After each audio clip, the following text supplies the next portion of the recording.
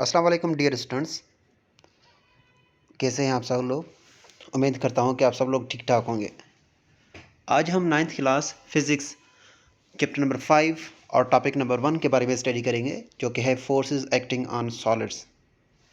जैसे कि normal life में या रियल लाइफ में हम देखते हैं कि किसी भी ऑब्जेक्ट में अगर हम फोर्सेस अप्लाई करते हैं तो कुछ ऑब्जेक्ट ऐसे होते हैं जो कि फोर्सेस अप्लाई करने के बाद अपनी शेप चेंज कर लेते हैं, और कुछ ऑब्जेक्ट ऐसे होते हैं जिसमें हम फोर्स अप्लाई करते हैं लेकिन वो अपनी शेप चेंज नहीं करते हैं। और कुछ ऑब्जेक्ट ऐसे होते हैं जिसमें हम फोर्सेस अप्लाई करते हैं लेकिन वो अपनी शेप चेंज कर रहे हैं, लेकिन वो टेम्पररी होता है।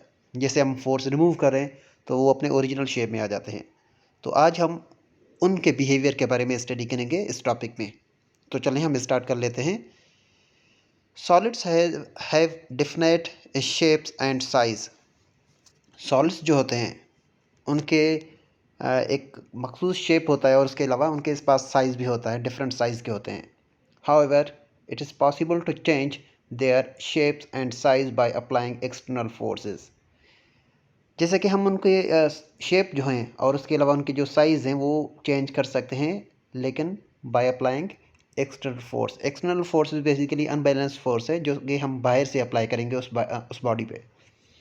ठीक है, जैसे कि आपके पास रबड़ है, उस पर आप बाहर से फोर्स अप्लाई करें तो आप उसका शेप चेंज कर सकते हैं। आयरन पीस है, उसके ऊपर हैमर मारें तो एक्सटर्नल फोर्सेस के थ्रू उसकी शेप चेंज कर सकते हैं। उनके बारे में ये बता रहा है। आगे क्या कहते हैं, चले देखते हैं। When the external forces is removed, जब उनके एक्सटर्नल फोर्सेस जो अप्लाई करें किसी भी ऑब्जेक्ट पे वो हम रिमूव करें, the object tends to return to its original shape and size.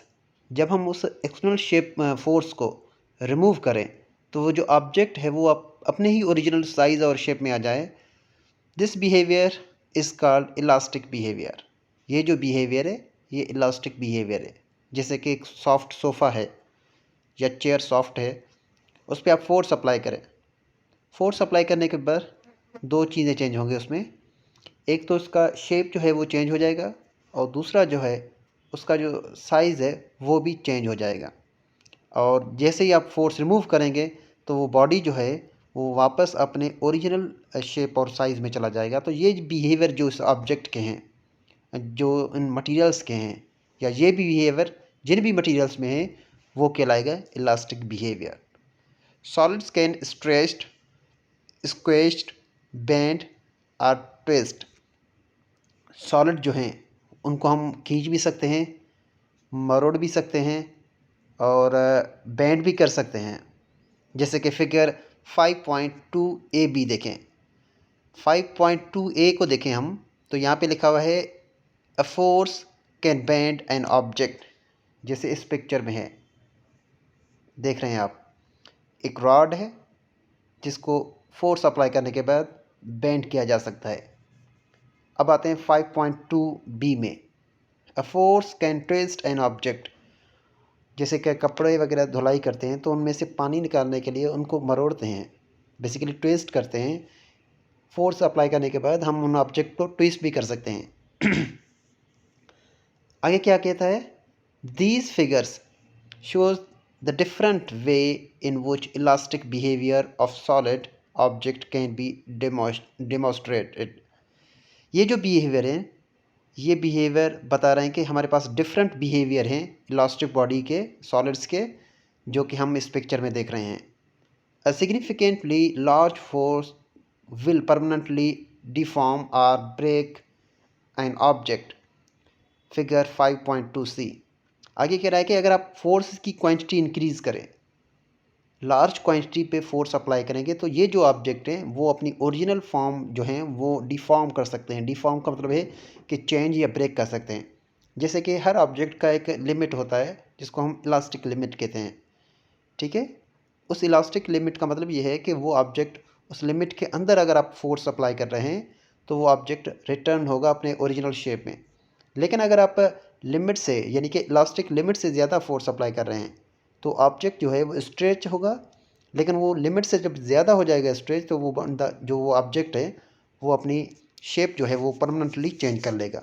जैसे कि फिगर 5.2 बी में है, जैसे यहाँ पे देखें। 5.2b में बेसिकली क्या होता है, एक टीन है, जैसे कि कोल्ड ड्रिंक का एक डब्बा छोटा सा, ठीक है। यहाँ पे लिखा हुआ है a force can deform an object.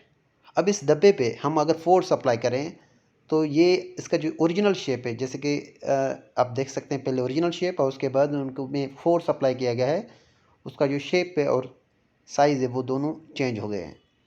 तो आज का जो ये लेक्चर है, इस लेक्चर को पढ़ने के बाद हमें ये पता चला कि फोर्सेस जो हैं सॉलिड भी डिफरेंट किस्म के हैं। एक हार्ड सॉलिड होते हैं जिसको हम इलास्टिक सॉलिड जो होते हैं, जैसे कि रबड़ है, सोफ़ा है, ठीक है, स्प्रिंग है।